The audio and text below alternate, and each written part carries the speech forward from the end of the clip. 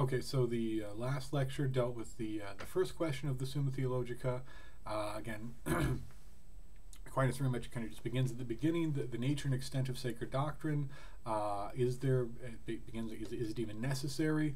Argues that it is. Then talks about the role of reason and argumentation in it. Is it a science? He argues that it is. Shows the use of reason that it makes. The way that it uses reason to argue from some articles of faith to others, or to other truths to clarify faith. He says, reason doesn't just replace faith. There's still a role for faith or religious belief. Reason just helps to clarify it, to argue to new truths, and then finally talks about, why the Scripture uses metaphorical language, figurative language.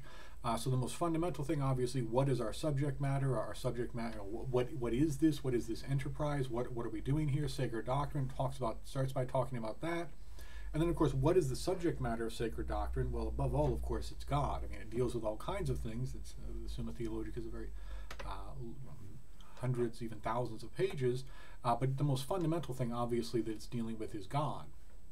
So question 2 moves to discuss the most fundamental subject matter of what he calls sacred doctrine or theology, God, and begins again with the most fundamental question, the existence of God. And begins, not quite with does God exist, but is the existence of God self-evident? Because, of course, if it is, then all you have to do is just point out that the existence of God is self-evident, and then you can move on to other questions. So the first thing to ask is the existence of God simply self-evident? And Aquinas, although he's obviously religious, obviously believes in God, Aquinas actually argues no, it's not. He says the existence of God is not self-evident to human beings. So let's look at let's start by looking at the objections. Objection 1 says, again, it seems that the existence of God is self-evident. Says, those things are said to be self-evident to us, the knowledge of which is naturally implanted in us, as we can see in regard to first principles. So the objector says first principles, for instance, the first principles of reasoning, for instance. So, for instance, the principle of non-contradiction. Something cannot be white and not white at the same time. It can be white and black at the same time, but it cannot be both white and not white at the same time. A person cannot be both alive and not alive at the same time. That's just the principle of non-contradiction, and the objector is saying we can't really prove that. It's just self-evident to us. It's just obviously. So therefore, these first principles are implanted in us. Reason just accepts it, just sees it as obvious, or again, self-evident.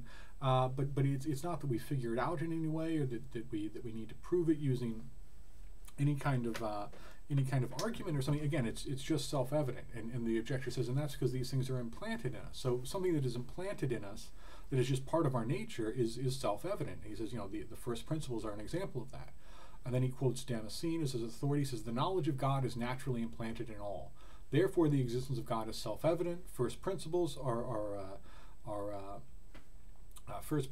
naturally implanted in us. Therefore, they're self-evident. The knowledge of God is naturally implanted in us. Therefore, the existence of God is self-evident. And Aquinas replies by saying, basically not really. He says the knowledge of God is implanted in us naturally, but he says it's not clear knowledge. So as he puts it, reply to objection 1, to know that God exists in a general and confused way is implanted in us by nature, inasmuch as God is man's beatitude.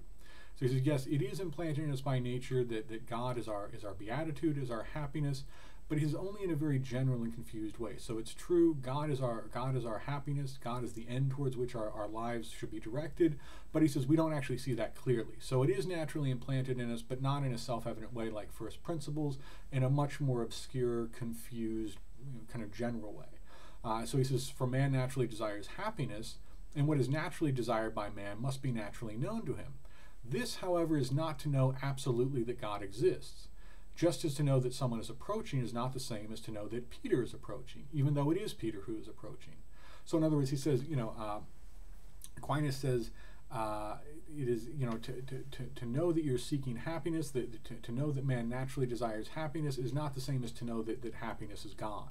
So he says everybody senses that they're seeking happiness, they sense this drive, this desire for something to be happy, but what exactly happiness is, he says, is somewhat unclear. So he says it's as if we see somebody approaching out of the corner of our eye, and we see that someone's there, but we can't see who it is because we only see them very vaguely. He says it's the same with human beings and happiness. We all sense that naturally we're pursuing happiness, but exactly what happiness consists of, exactly what happiness is, what makes us happy or what will make us happy, he says that's obscure, that's unclear, just like someone we see out of the corner of our eye. It turns out that it's Peter, but we can't see that. All we see is that there's someone there. We don't know who it is. He says in the same way it's with happiness. We sense that there's something that we're seeking, and that something is happiness, but exactly what happiness is, what will make us happy, what happiness consists in, he says that's unclear to us. So he says some people have thought that riches will make you happy.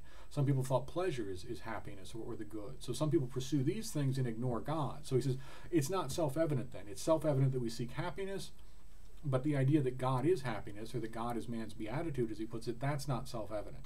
Again, people sense happiness in a vague sense, but what exactly happiness is, that's not clear to them. So he says God is not self-evident.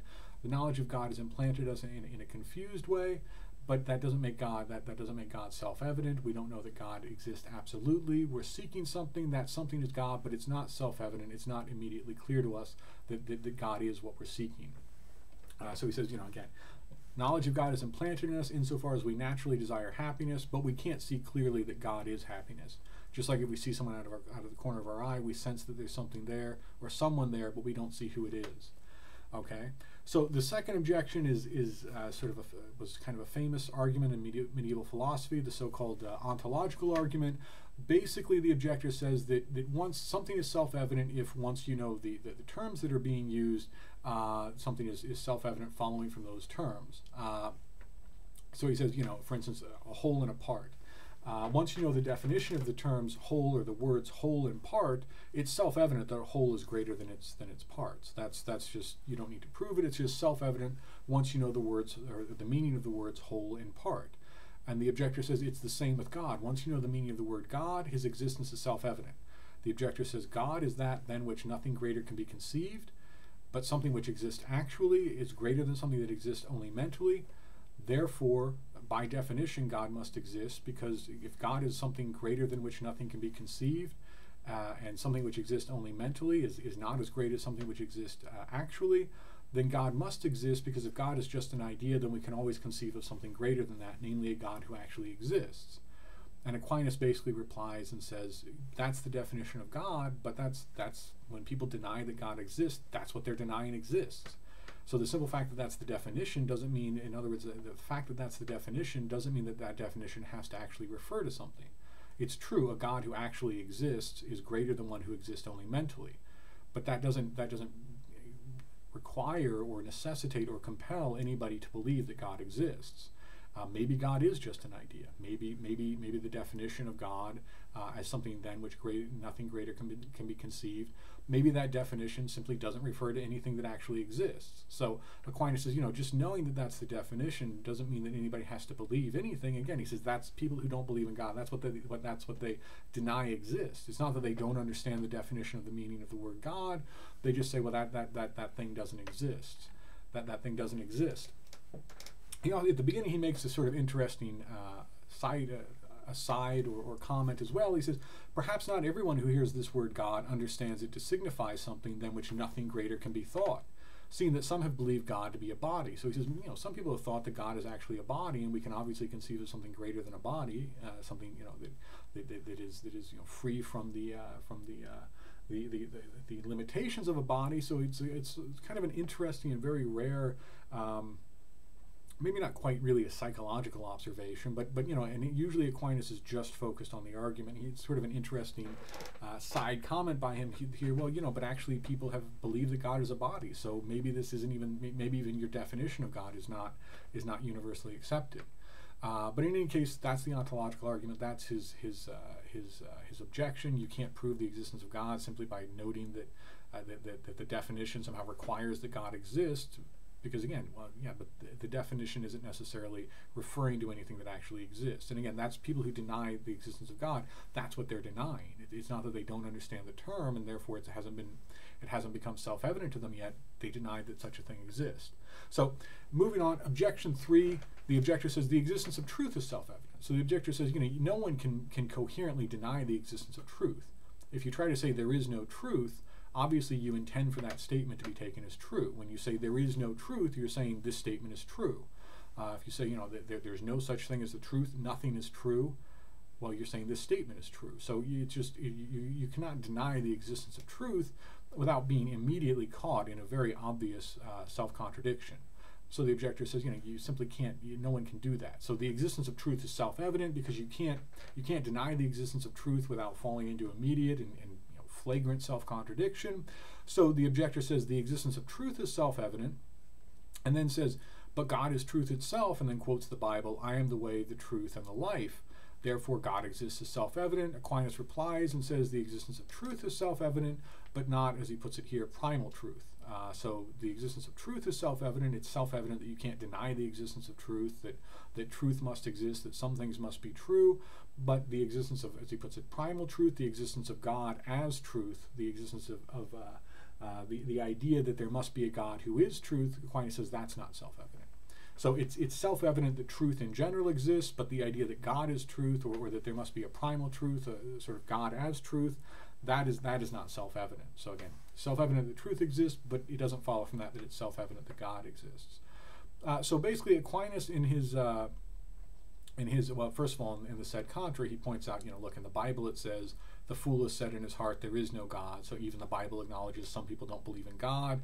He says, no one can mentally admit the opposite of what is self-evident. So that's what something self-evident is. No one can deny it because it's just self-evident. He says, but obviously people deny the existence of God. So that God exists, the existence of God is not self-evident.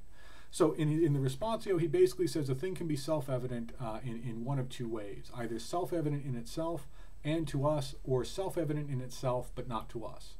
And he talks a lot about subject and predicate, but the short answer is, he says the existence of God is self-evident in itself but not to us. He says God is his own existence, as he puts it. God is, as he'll say in a little bit in the 5 ways, God is a necessary being. God is something that the existence of God is self-evident, but we don't know the essence of God. So the existence of God cannot be self-evident to us. So for instance, if I say, a chiliagon has 1,000 sides, is that self-evident? If you don't know what a chiliagon is, then you don't really know. Maybe it's not self-evident, but it turns out that a chiliagon is just the term for the geometrical figure that has 1,000 sides. So once you know that, well, then it's self-evident. It's self-evident, but until you know the meaning of the word chiliagon, until you know its essence, basically, what it actually means, until you know its nature or its essence, it's not clear, whether it's self-evident that it has 1,000 sides or not. A triangle has 3 sides. Most of us know what a triangle is, but if you're learning English as a second language and you don't know the word triangle yet, and someone says a triangle has 3 sides, you don't know whether that's self-evident or not because you don't know what a triangle is. You don't know, again, its essence or its definition. And so therefore, to people in that situation, even again, just a child or someone who's learning English, a triangle has 3 sides. It's self-evident in itself. I mean, that is what a triangle is. A triangle has 3 sides. That's self-evident. But to someone who doesn't know the meaning, the definition, the nature, the essence of a triangle, it's not self-evident that a triangle has 3 sides. Same with a chiliagon. And Aquinas says we're all in that situation with regard to God. God's existence is self-evident in itself, but we don't know, just like someone who doesn't know what a chiliagon is or doesn't know what a triangle is, we don't know the definition. We can't sum God up in a definition. We don't know the nature or the essence of God. Therefore, the existence of God is not self-evident to us as human beings. So he says if we could somehow know the nature, the essence of God, then yes, God's existence would be self-evident to us. But we don't have that knowledge. We can't see that.